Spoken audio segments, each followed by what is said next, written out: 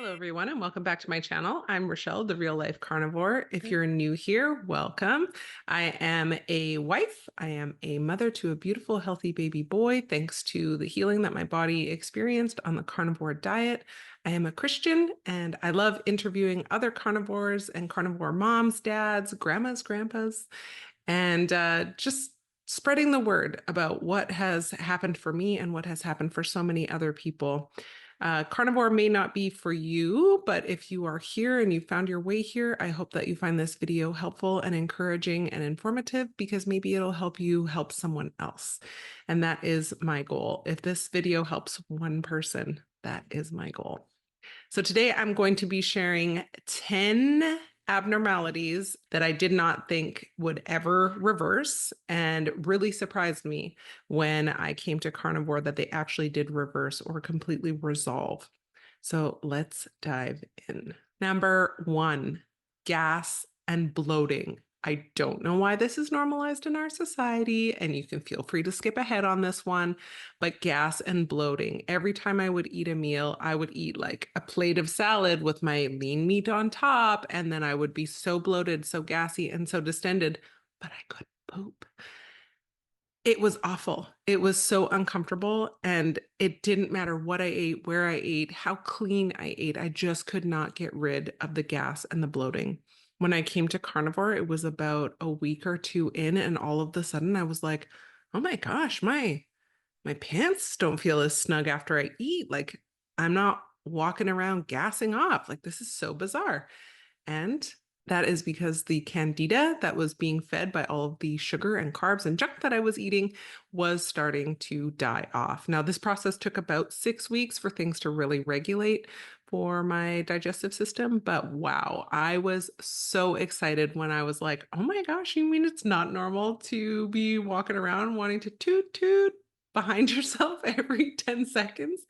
Okay, that's gross. And yeah, sorry if you've ever been crop dusted by me in the grocery store. I'm just going to apologize in advance. Number 2, the second thing that I did not think would resolve that I was diagnosed with was tinnitus, which is ringing of the ears. I've heard a few different perspectives on tinnitus, on what actually causes it. Some people say it's inflammation of the cranial nerve. I think that's Dr. Anthony Chafee who says that. Others say that it is just inflammation in general. Regardless, within about 8 to 10 weeks of being carnivore, I started to notice a reduction in the ringing in my ears. And I mean, the ringing was so loud at nighttime. I already had other issues sleeping at nighttime, and so ringing in my ears really didn't help, but it would be so loud, it would be deafening, like I couldn't hear my partner, which to me is an indication that something is definitely not in homeostasis in my body. I've also heard that with tinnitus, it can be a cortisol issue. I've heard Dr. Elizabeth Bright talk about cortisol being related to ringing in the ears. And I do notice every now and again, if I do something that's really strenuous, like that I'm not used to doing, if I overexert myself, if I'm not taking care of myself and listening to my body and eating when I'm hungry or resting when I need to, I notice that I get like a little bing in my ears. And it's sort of like my body's cue to be like, hey, man, you need to just take a step back.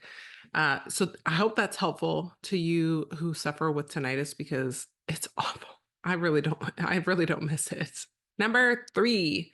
Okay, now I'm only in my 30s. I know people are going to scoff at me for this, but I have had chronic osteoarthritic pain in my neck and shoulders and back for years, literally years. I used to have to go to the chiropractor at least 5 to 6 days a week. And yes, my chiropractor was open on Saturdays, and I love him dearly for that. He was amazing.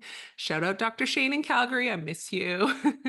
Also, Dr. Todd, Dr. David, all of my chiropractors. I have had the most amazing chiropractors. I currently have a great chiropractor down here in Southeast Texas, Dr. David. He's amazing. But this was something that I was just like, oh my gosh, as I get older, this is going to get worse, and I'm just going to have to live with this. There would be mornings where I would not be able to physically get out of bed because I was in so much pain. It didn't matter how many massages I went for. It didn't matter how many injection treatments I went for. The pain just never improved. ever. And if I would have known then, if you would have told me then that it was sugar that was causing the problem for me, I never would have believed you. I wouldn't have listened. I probably would have been stubborn about it, but I at least would have tried. The only time I ever noticed that it kind of lessened was when I did a week-long fast under the supervision of my naturopath. Even then, it didn't get significantly better, but it lessened. So the pain scale that I lived with was probably between a 7 and a 9 every single day. And when I went carnivore, after I cut out sugar, that's a whole other story. After I cut out sugar about 6 to 8 weeks in, I finally felt strong enough to let it go. And when I let it go, within 2 days, 2 days, my chronic osteoarthritic pain in my neck just it went from that 7 to 9 scale down to a 2. And I was like, oh my gosh.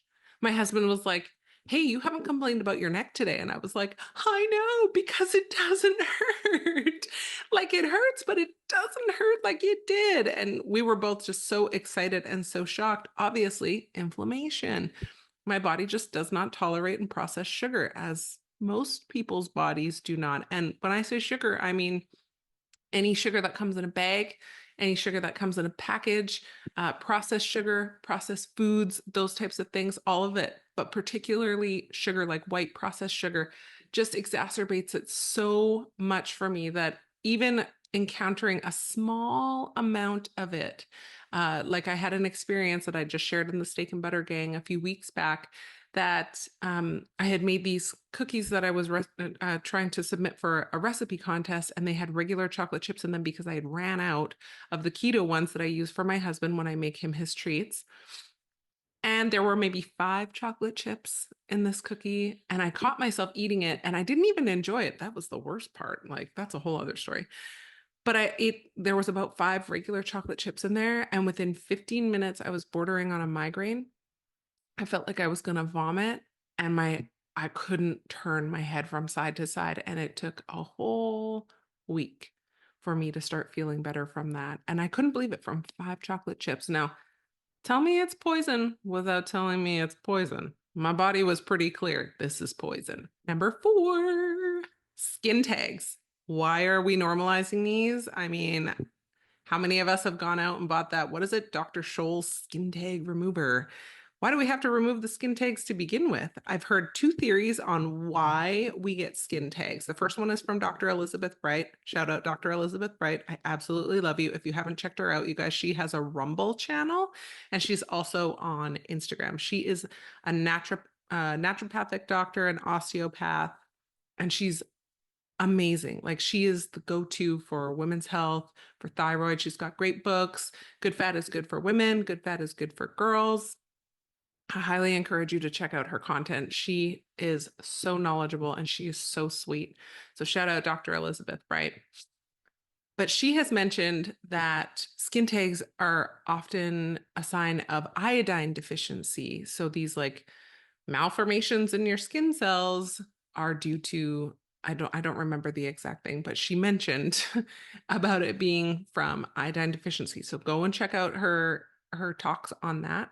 The other thing I've heard, and I think she mentioned this as well, but there's a few other doctors in the space who've talked about this, is insulin resistance. Insulin resistance can be a big reason why people experience skin tags. So if you are experiencing skin tags, maybe one of these things will be helpful for you. And why I say carnivore is helpful for me is because it regulated my blood sugar, which helps to make me more insulin sensitive, which helps my body to not make skin tags. And also, I take iodine every single day because I find it very helpful. Number 5. I don't know why this is normalized, but Dr. Solt brought this up, and I thought this was really interesting because I put it together, but I hadn't heard somebody else say it. So shout out Dr. Solt. Fuzzy teeth. You know, when you get that like weird film on your teeth, I have not had that since I went carnivore. I was like, I never even thought about that. Like, I thought that that was weird when I would wake up feeling like my teeth were fuzzy. But now I don't wake up with fuzzy teeth anymore. I don't, after a meal, have fuzzy teeth anymore. I'm like, this is amazing. What causes fuzzy teeth? Let's look it up. According to Dr. Google, some of the causes of fuzzy teeth are plaque buildup, oxalic acid-rich foods, dry mouth, tartar buildup, poor oral hygiene, consuming sticky and starchy foods, and bacterial growth. Let's just revisit a few of these here because some of these really stick out to me. So, plaque buildup, which would be the inappropriate laying down of calcium. You can check out Dr. Stephen Lin, his work on that. He has a book called The Dental Diet. He is really very knowledgeable about this. He is a dentist and he is carnivore friendly. I highly encourage you guys to check him out. Oxalic acid rich foods. These are all the foods that they claim are superfoods: spinach, kale, sweet potatoes, rhubarb, berries like raspberries, blackberries, blueberries. All of these things contain oxalic acids, and that can form these like little crystals in your joints, in your muscle tissues, in your mouth, on your teeth, and create that fuzzy feeling. Dry mouth, tartar lips, a tartar buildup again, plaque buildup. Poor oral hygiene. I brush my teeth minimum twice a day. I'm kind of a Nazi about it. Consuming sticky and starchy foods. Foods like bread, pasta, and sugary snacks can cling to teeth and encourage plaque buildup, leading to a fuzzy sensation. I also think it's the inappropriate bacterial growth, which is number 7 here, as you will see. I think these two kind of go hand in hand. When you're eating sweet and sticky and starchy foods, of course, you're going to have that food for those bacteria, and it's going to bring a bacterial imbalance into your mouth, in my humble opinion. But you guys can go and look that up. What causes fuzzy teeth? Okay, number 6.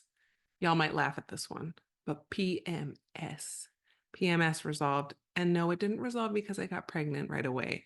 It did resolve after a few months. But I have since gotten my cycle back from having my beautiful, healthy baby boy, and I have not had PMS yet. I had one day where I was kind of like, oh, I kind of feel a little bit sad and weepy. It was before my cycle came back. And then it came back and it's been regular. It's been consistent and it's actually shorter and lighter and there's no pain. It's exactly like Dr. Bright described it. I went to the bathroom and voila, it was there. Number 7, I touched on this lightly at the beginning with sleep issues, insomnia. I maybe slept 1 to 3 hours a night inconsistently. That had been my pattern for decades. I had serious hormonal imbalance issues. I was diagnosed infertile, told that I would never have children naturally. And I used to compete in bodybuilding. So it was kind of self-inflicted, stupid as stupid does, but those things are behind me now, and I recognize that that was not a healthy way for me to love my body and live in my body. My body is a temple and it needs to remain such. So if that means that I have to be a little bit softer, and by softer, I mean have higher than sub 10% body fat, then that's okay. It also meant the difference between me getting to have a child and not, and I would love to have more children. So that is important to me. And sleeping through the night is very important to me. This is not something that I take for granted. Obviously, I have a little person. I am a breastfeeding mom. So that means that I wake up when he wakes up. If he needs something, I'm here. I am his pacifier. I am his milk supply. I am his mama, and I will be here until the day I die. I will take care of him to the best of my ability. And just for all of you who are maybe curious about that, even with my cycle coming back on carnivore, I am not one of those moms that has experienced a loss in her milk supply. My milk supply has maintained itself. My son is going through baby-led weaning. He is choosing when he wants to eat foods, what he wants to eat, and when he wants to nurse. And I just let him nurse on demand because that's just what I feel is best for my child. Number 8, brain fog. I really don't think brain fog is a normal condition for people. I think that it, to me, kind of maybe resembles like some insulin resistance or blood sugar instability. There just is something going on there. The brain is not thriving, and the brain actually thrives. It can thrive on glucose or ketones, but the preference would be ketones. Just look at a baby. While they are getting some carbohydrates through the lactose in the breast milk that they're drinking, their bodies are still in ketosis, I have heard, according to Dr. Anthony Chafee. So I think it's very interesting that they would be thriving so well and their brains are building, the neuroplasticity is happening, they're developing. I think there's a lot to that. And I think this is very nuanced, but for me personally, brain fog or mom brain has been something that I haven't had to struggle with too terribly bad with being carnivore. I feel like my brain is getting what it needs, and I feel like I am at my best when my GKI, my glucose ketone index, is 6.0 or below. That is where I feel optimal. That means I'm in a moderate state of ketosis. My blood sugar is lower, my ketones are higher, my brain is just functioning and thriving. All of these things are good signs to me. Number 9, midday or afternoon fatigue. Okay, I don't know how many of you guys can relate to this where you needed that little pick me up, whether it was the sugar something in the afternoon or the cup of coffee or whatever the thing was. But you would like, it would be that after lunch slump, where it's like maybe an hour to 2 hours after lunch, you'd just be like, I just don't feel so good. I think that also is a blood sugar issue. So for my friends who like to skip breakfast, that was me. My friends who like to eat breakfast, that was also me, because when I compete, I had to eat breakfast. I was forced to eat 6 times a day, which was very difficult for me, very painful for me. So I would have coffee on an empty stomach. I would not eat for hours and hours and hours. I would ignore my hunger signals, and then I would end up eating, and then I would probably overeat, and then I would crash because I would eat junk because I would be so hungry because I had restricted or wasn't able to eat or whatever the excuse was. And then I ended up having the afternoon fatigues. So I don't know if this is something that you relate to. Maybe your afternoon fatigue story is a little bit different than mine. But me personally, afternoon fatigue went away with carnivore. The more stable I got my blood sugar, the more sensitive I became to my body's insulin release, the less I had the fatigue in the afternoon, even when I was pregnant, which is the wild part, because so many moms are like, oh my gosh, I'm so tired. I'm so tired. There was maybe half a dozen times during my first trimester where I was like, you know what? I really feel like I need a nap. And I had a nap and I was fine. But postpartum, I really feel like my energy's been pretty stable, Mabel. Okay, the last thing, and I briefly touched on this earlier, number 10, cravings. Okay, I'm going to just say this. Cravings are not normal. It is not normal for us to crave sweets and junk and candy and chips and pop and corn and whatever else. It is not normal for us to crave things. If you are craving things, this is an indication, in my humble opinion, I'm not a doctor, but this is my opinion, is that it means that there is a nutrient need. Your body is trying to get a specific nutrient, or your body is trying to get a dopamine hit. Some foods are chemically designed to create a dopamine response in the brain. And when we get those foods creating that dopamine response in the brain, what happens? We crave more of them. So if you are eating a whole foods diet and you crave things like, say, chocolate, that can be an indication that your body maybe needs some iron, folate, magnesium. If you're craving things like fats, like nut butters or coconut oil, those types of things, maybe it's a need for medium chain triglycerides, or maybe your body is asking for those saturated animal fats so that it can properly build the hormones to operate efficiently and effectively in your body. Most people may not be aware of this, but saturated animal fats are what your body creates healthy hormones out of. So if you cut those out of your diet, chances are you're going to experience at some point dysregulation in the endocrine system. If you haven't already experienced that, whether that shows up as like PMS, being hangry, that would be number 11 if I kept going with this list. Being hangry, disruptions to your sleep and your circadian rhythm. It's pretty straightforward. But yeah, cravings were something that went away from me within about 6 weeks of eating carnivore. And when I started carnivore, I ate like it was my job. I had heard that that was the best way to go forward, and I am the type of person, if I'm doing something, I'm all in. I'm 100% committed, and I did it, and I've been carnivore for over 2 years. I have a beautiful, healthy baby boy out of this way of eating, and I just have never felt better. So I hope you guys have found this video helpful. I would love to know, drop your comments below.